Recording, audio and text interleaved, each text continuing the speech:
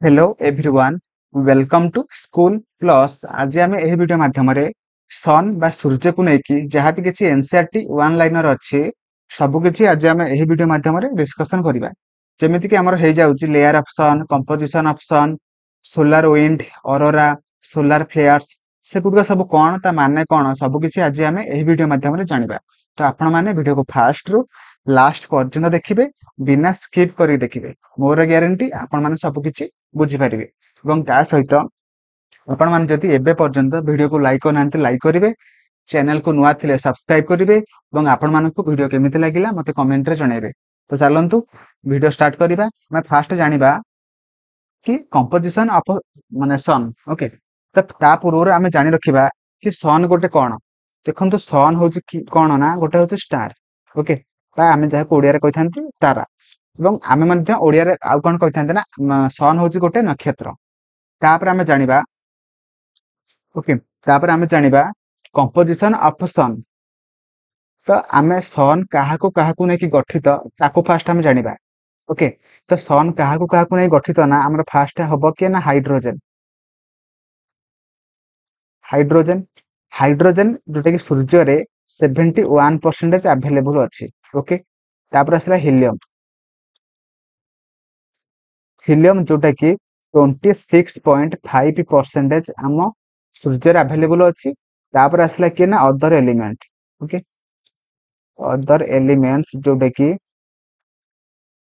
2.5% आम सूर्य अवेलेबल अच्छी। एटा हूँ कंपोजिशन ऑफ अर्थ। तो फास्ट रहिला कि हाइड्रोजन जोटा कि 71% अच्छी, तापर हीलियम जोटा कि 26.5% अच्छी, तापर अदर एलिमेंट्स जोटा कि 2.5% अच्छी। कोठी अच्छी ना आम सूर्यर अच्छी। तापर आमे जानिबा कि आमर सूर्यर माने डायमीटर केते बा व्यास केते। हमर सूर्यर डायमीटर जोटा कि केते हबो ना हमर 14 लक्ष किलोमीटर। एटा मन रखिबे। जदि आपण मानकू रेडियस पचारिबो आपण माने आर अधा कर देबे जोटा कि 7 लक्ष किलोमीटर। ओके, तापरे जोटा कि आम पृथ्वी पाखरु सबुठारु नियरेस्ट तारा बा स्टार जोटा कि आमे कोन कहिथांते ना सन कहिथांते। ओके, तो आम अर्थ पाखरु नियरेस्ट स्टार किए हबो ना जोटा कि सन। ओके, तापर आमे जिबा नेक्स्ट पॉइंट जोटा कि देखंतु आम माने सन भितरे एमति कोन अछि से माने हीट प्रोड्यूस करे एवं ता सहित लाइट प्रोड्यूस करे। केमिति करे मते फास्ट कहंतु। देखंतु मु कहि रखुचे एठी। देखंतु आमर माने भितरे सन भितरे हाइड्रोजन अछि। हाइड्रोजन हाइड्रोजन टा कोन हुए ना हीलियम रे कन्वर्ट होता है। कहा माध्यम रे ना न्यूक्लियर न्यूक्लियर फ्यूजन माध्यम रे।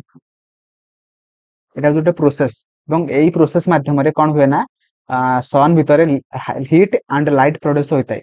ओके, तो एटा आपण मानन पचारिबो कि सन भितरे जो हाइड्रोजन टा हीलियम रे कन्वर्ट होता है सेटा केउ प्रोसेस रे होता है जोटा कि आपण माने कोन करिवे ना होचे न्यूक्लियर फ्यूजन माध्यम रे।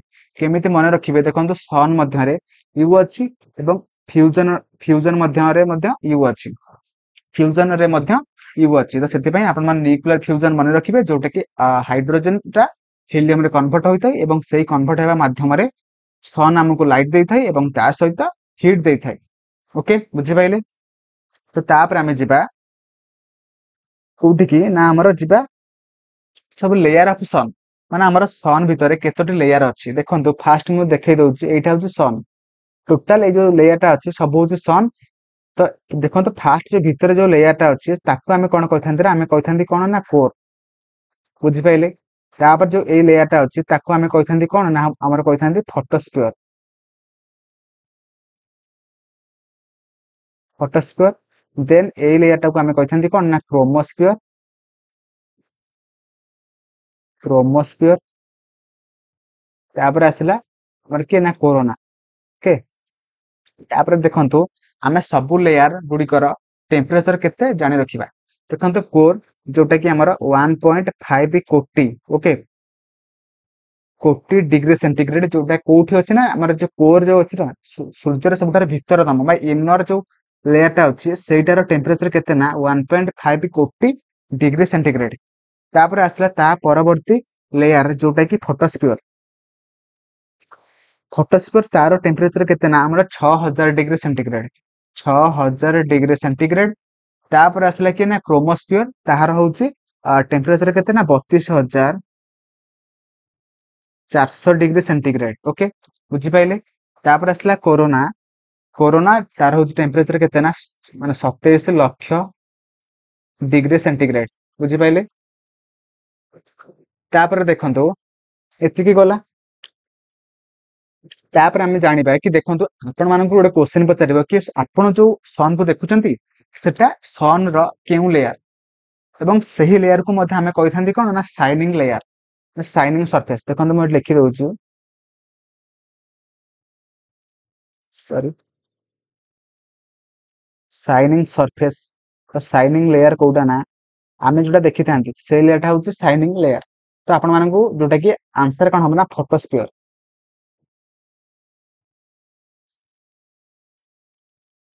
फोटोस्फियर को आमे माने देखि पारंती सेटा होउची शाइनिंग लेयर ऑफ सन।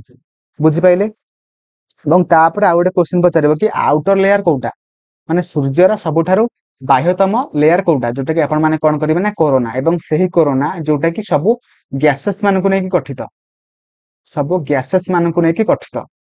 तो परवर्ती टॉप माने पॉइंट को जिबा। परवर्ती पॉइंट होउची देखंतु जेते बेले सन पाखरु आलोकटा माने पड़ी थाए तो आम अर्थ को पड़िबा पई किछि टाइम लागि थाए। नेक्स्ट पॉइंट जोटा कि देखंतु हमर माने सूर्य पाखरु जेते बेले आलोक माने बाहरी थाए सेते बेले आसी कि पृथ्वी पृष्ठ रे पड़िबा पई किछि टाइम नै थाए। तो सेटा केते टाइम नै थाए ना जोटा कि हमर 8 मिनिट 20 सेकेंड टाइम लागि थाए। पृथ्वी माने सूर्य पाखरु जो आलोकटा बाहरी थाए सेटा आसी कि पृथ्वी रे माने पड़िबा पई किछि टाइम नै थाए। सेटा होचे 8 मिनिट 20 सेकेंड। ओके तापर हमें देखिबा कि माने सूर्यर माने सूर्य आउ माने पृथ्वी भितरे केते दूरता अछि बा केते डिस्टेंस अछि जोटा कि हमर डिस्टेंस जोटा कि केते अछि ना हमर 150 मिलियन। Okay million kilometre. तापर हमें देखिबा कि हमर रोटेशन स्पीड माने हम सूर्यर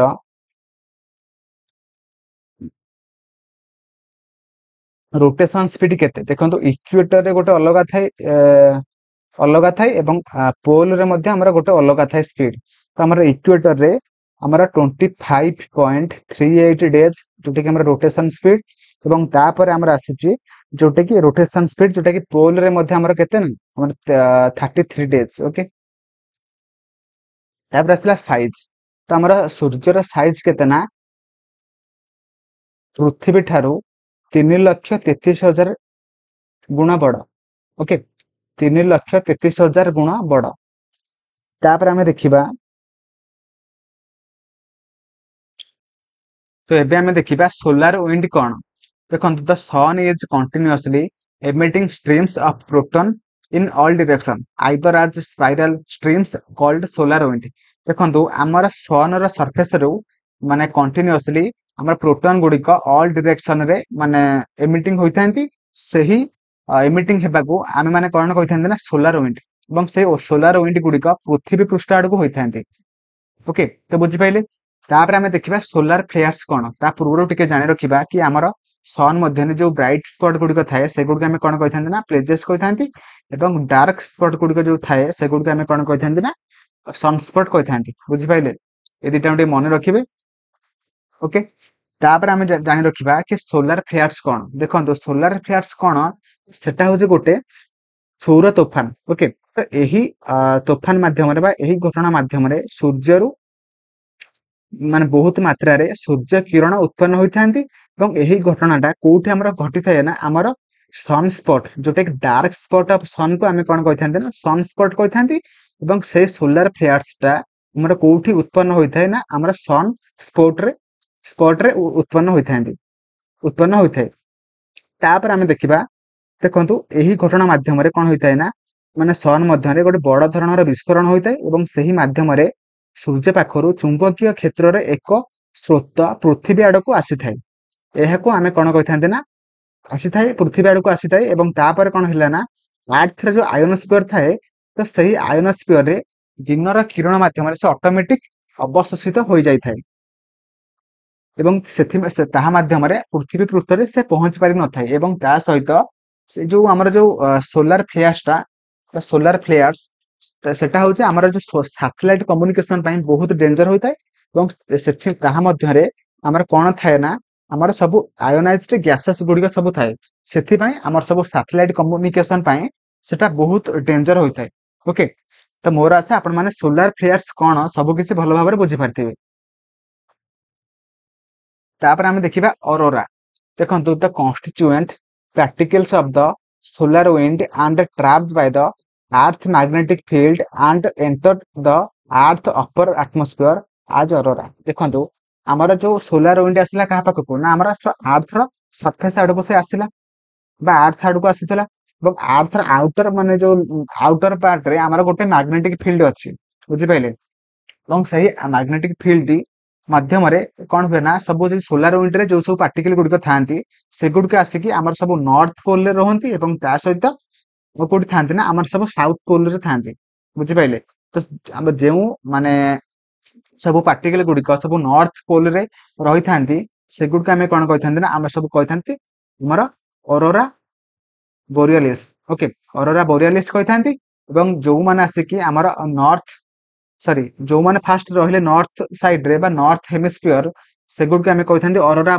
ବୋରିଆଲିସ୍ ଆଣ୍ଡ ଯୋଉମାନେ ଆସିକି ରହିଲେ ସାଉଦର୍ନ ହେମିସ୍ଫିୟର ରେ ସେଗୁଡିକୁ ଆମେ କହିଥାନ୍ତି aurora Australia okay aurora australis okay ତ ମୋର ଆଶା ଆପଣ ମାନେ ଅରୋରାକୁ ଠିକ ଭାବରେ ବୁଝିପାରିଥିବେ ଏବଂ ତା ସହିତ ମାନେ ଅରୋରା ବୋରିଆଲିସ୍ ଆଣ୍ଡ ଅରୋରା ଅଷ୍ଟ୍ରେଲିସ୍ କଣ ସବୁ ଭଲ ଭାବରେ ବୁଝିପାରିଥିବେ ଥ୍ୟାଙ୍କ ୟୁ ଜୟ ଜଗନ୍ନାଥ